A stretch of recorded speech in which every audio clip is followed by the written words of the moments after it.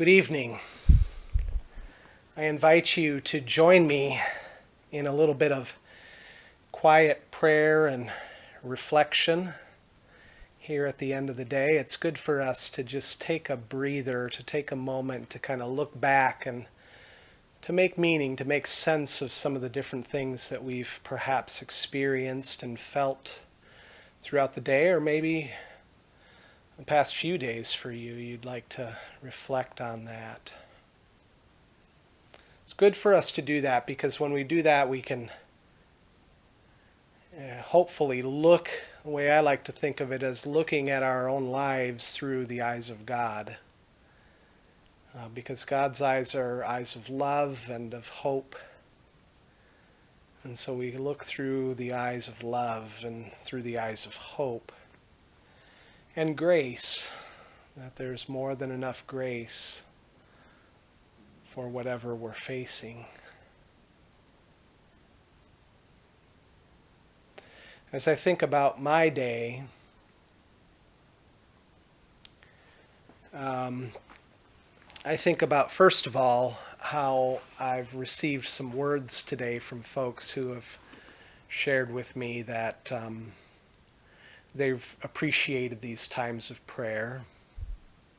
That's a highlight for me.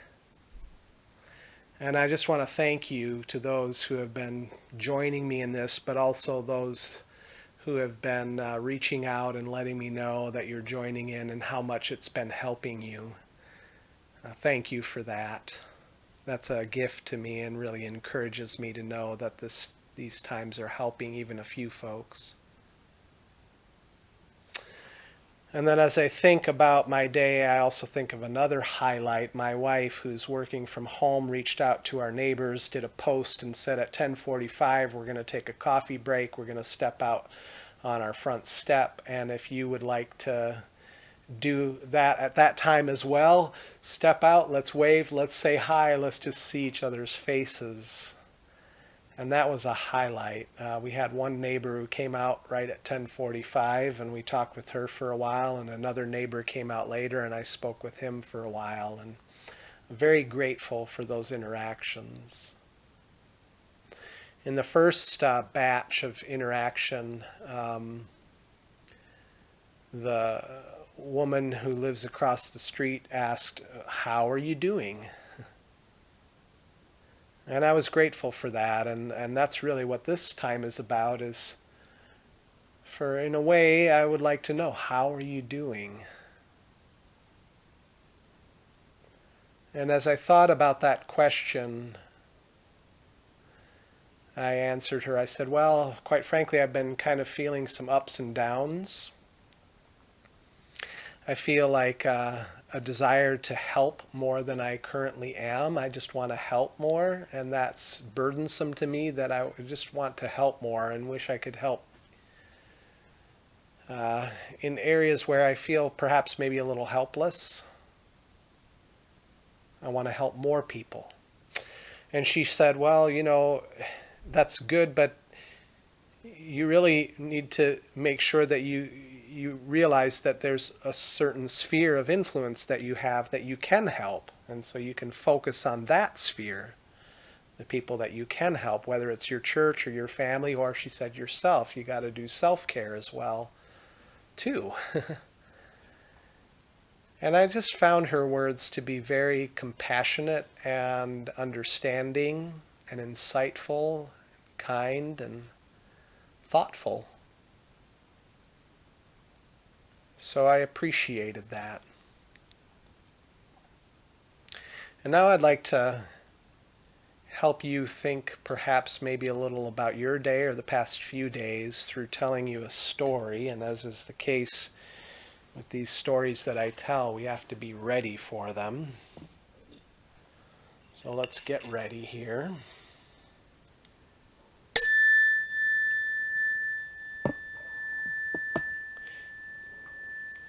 We are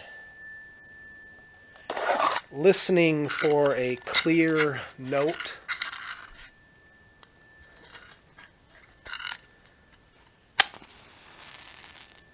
To be struck in us. a moment of recognition, perhaps. We're asking for just a little bit of light.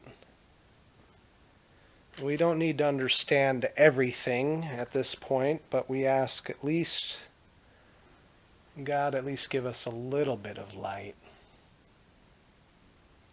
a little bit of insight.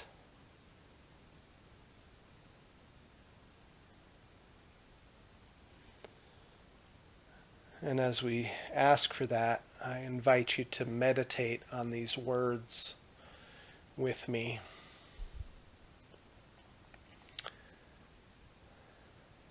My soul waits for the Lord more than those who yearn for the morning, more than those who yearn for the morning. I will wait for the Lord. My soul waits, and in His word do I hope.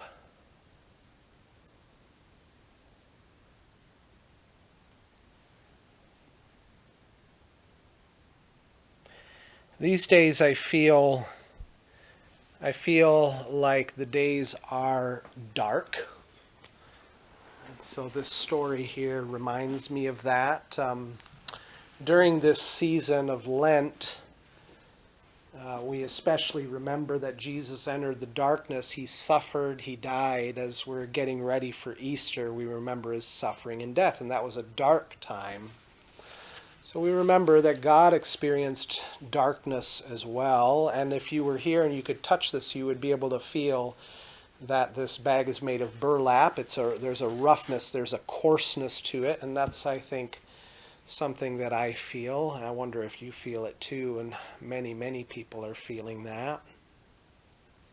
But I feel like as I've been trying to make sense of the darkness and the hardness of life, that as I've been reaching inside to try and draw meaning out of it, I just come out with more sort of confusion. Just reaching into the dark, and I don't know what I'm going to pull out, and when I pull it out, I pull out what seems to me confusion.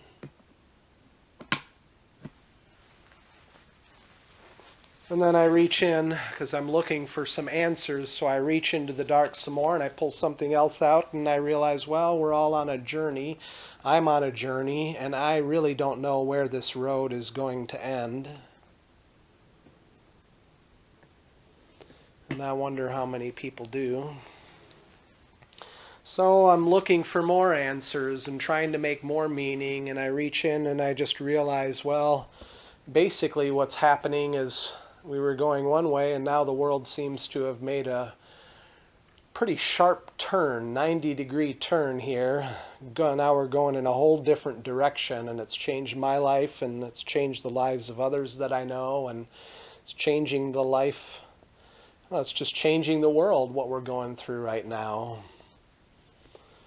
And that isn't very comforting to me, really. I'm wondering what the change is going to be once it's all said and done. So I reach in and I try and look for some more answers, and I realize that basically what I feel is that we're all just experiencing life as a series of ups and downs.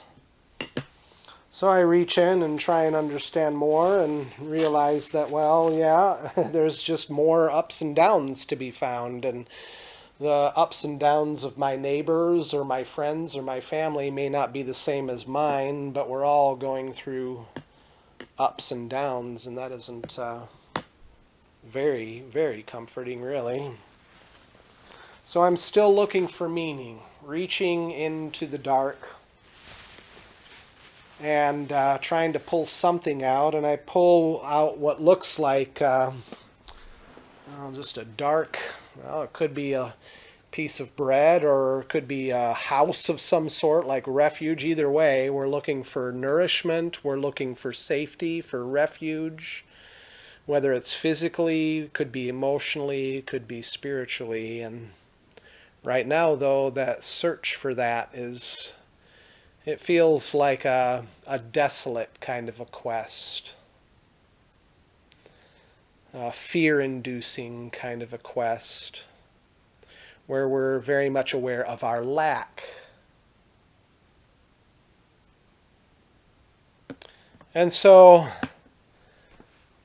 if I kind of try and do that all on my own, reaching inside, I realize that as I reach inside, I'm just pulling out what seems to be even more chaos when I try and understand the confusion, the journey, the change, the ups and downs, the lack that we are experiencing these days. It just makes even a bigger mess and bigger confusion if I try and sort it all out on my own. And this is where my faith helps me. Because I realize that me being in the middle of it, and I'm limited, I'm finite, I can't make sense of it all, but God can. And God helps us make sense of it all as we look at what we're experiencing through the life and the person of Jesus. Because he came to be one of us, our home became his home. He became hungry and poor with us, with the hungry and the poor.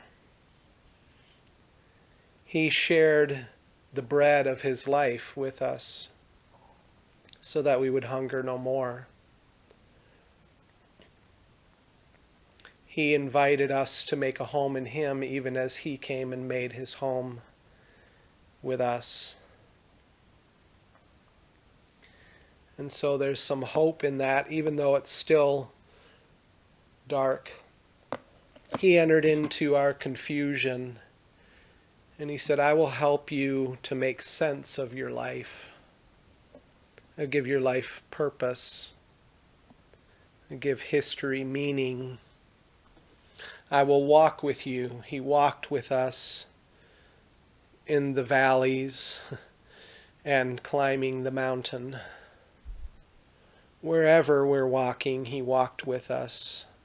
Our path became his path so that his path could become our path. And he knew what it meant to feel loneliness and sadness and sorrow and fear and all of those emotions, and happiness and joy and hope and all those positive things as well. He knew it. The ups and the downs, he entered into it and shared it with us.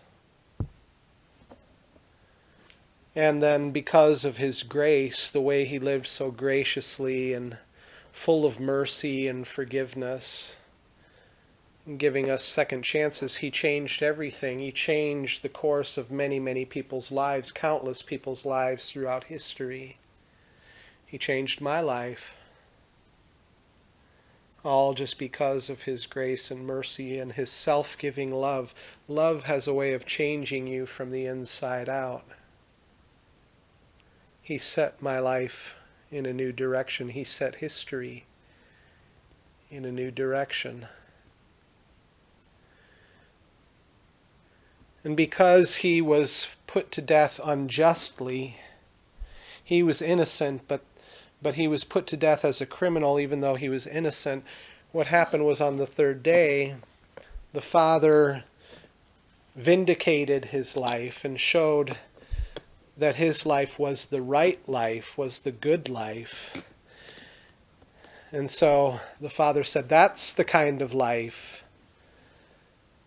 that shall never die.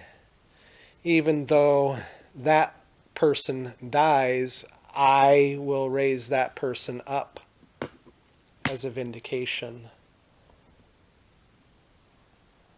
of the life that he lived, that life of grace and self-giving love. So that as we say, I want your life to be in my life and I want my life to be in your life, we too will be united to his life. So that even though we experience pain and suffering and darkness and hardship, we will also, as we unite his life to his, we will also experience life and wholeness and healing and hope and joy. And you can never separate those two things. That's the mystery of it, that the two things come together and somehow they mix and mingle together and they make joy. Kind of like a woman who's in labor experiencing incredible pain, but it ultimately results in new life and joy. And so Jesus helps us make sense of this, and in Jesus, all the pain and the suffering and the darkness that we're going through, everything gets turned inside out and upside down. His way seems backwards to many and doesn't make sense to us, but he, by his life, he turns everything inside out and upside down. So his life becomes the focal point of our communion with God, of our prayer. So his life can become our prayer. And so I wonder, as probably many of us are experiencing more this side than this side, I wonder how you are experiencing confusion, how others might be experiencing that, and I wonder how you would pray about that.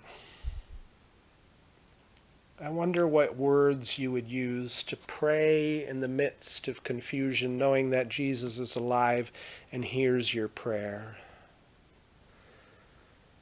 and has compassion on your prayer because he entered into that same confusion that we did. I wonder as you think about the bread that you need, whether it's physical or emotional or spiritual bread or others that others might need, or shelter, a refuge. I wonder, again, whether physical, emotional, or spiritual, that you or others might need.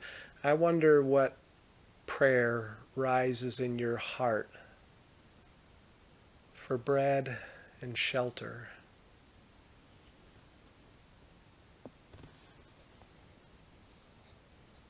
I wonder what your prayer is for that.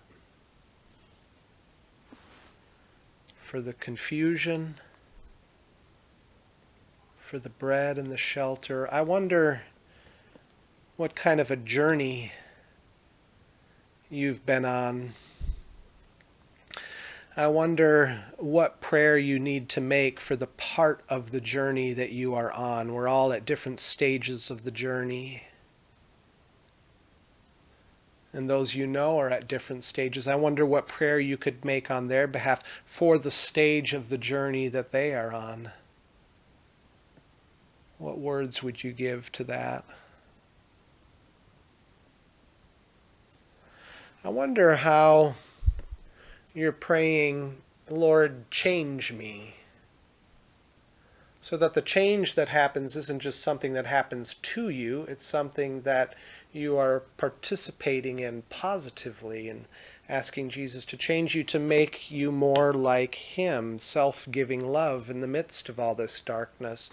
I wonder how you're letting yourself be changed and how you would pray that into your heart, into your body, into your mind.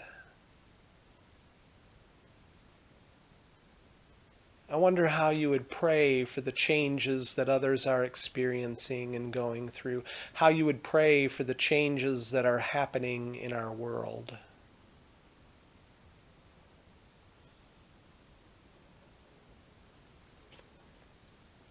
And I wonder, lastly, how you pray through the ups and the downs. You know, you don't have to feel a certain way in order to pray. You can pray when you're sad or happy, when you're fearful or hopeful, when you're at peace or when you're anxious, when you're angry or when you're loving. You can pray through all of that, the highs and the lows. I wonder what prayer you need to make right now as you pray your feelings. I wonder what prayer you would pray for others who may be feeling these highs and lows as well.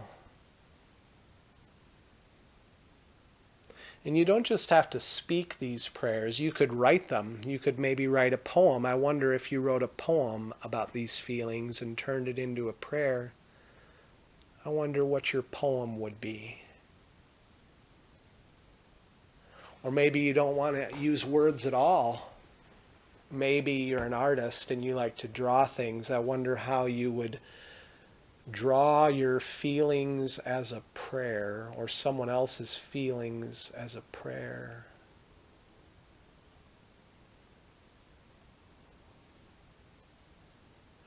Or even music.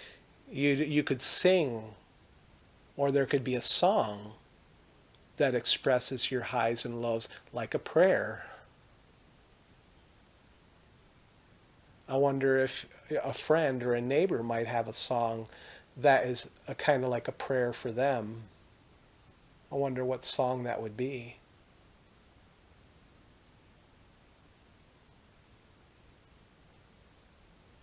I wonder if you could share your songs and share the things that you draw, your poems, with others as a way of sharing prayer with others.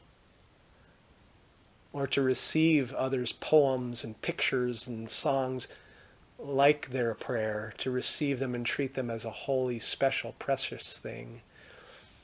I think that would be kind of neat if we all did that during these days. Treat it all like it's a prayer.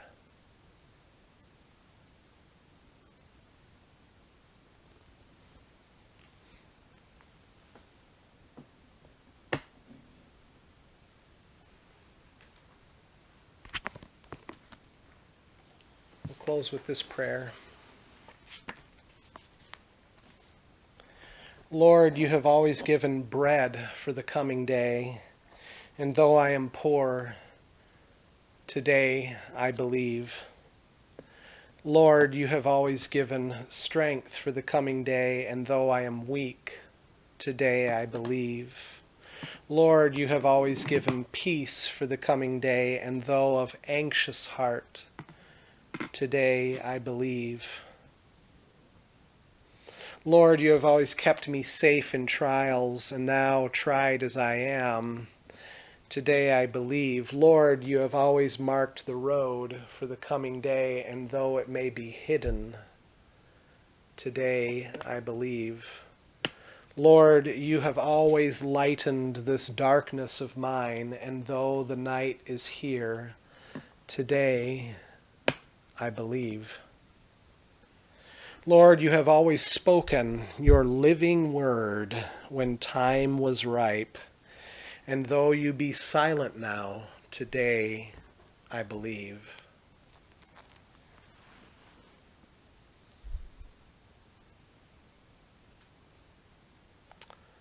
Receive this blessing.